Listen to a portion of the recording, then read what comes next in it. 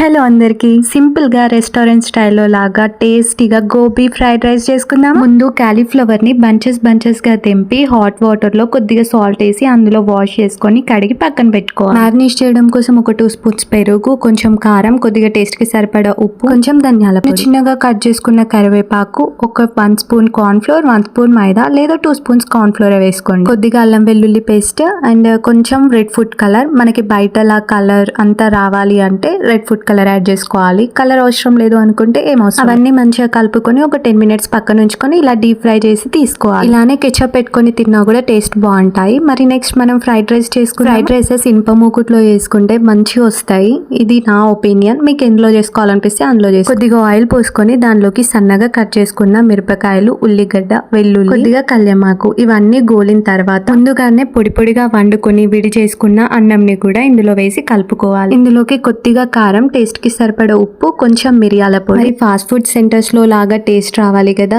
So dark soya sauce కొంచెం add చేసుకున్నాను. Green chilli sauce కొద్దిగా యాడ్ చేసుకున్నాను. ఇదంతా మంచిగా కలిసేలా మొత్తం కలుపుకున్న తర్వాత ముందుగా డీప్ ఫ్రై చేసిన కాలీఫ్లవర్ బంచెస్ ని కూడా ఇందులో వేసి కలుపుకోవాలి. ఈ టైంలోనే కొంచెం స్టవ్ హై ఫ్లేమ్ మీద ఉంచి ఫాస్ట్ గా అటు ఇటు రైస్ ని కలుపుకొని ఆ తర్వాత కొంచెం సన్నగా తరిగిన కొత్తిమీరకు వేసుకుంటే రెడీ మన gobi fried rice, cauliflower fried rice ఏదనుకుంటే అది. మరి మీరు ఇది ట్రై చేసి ఎట్లా వచ్చిందో నాకు చెప్పండి. ఛానల్ ని సబ్స్క్రైబ్ చేసుకున్నారా? మరి చేసుకుని వాళ్ళు ఉంటే మన ఛానల్ ని సబ్స్క్రైబ్ చేసుకోండి.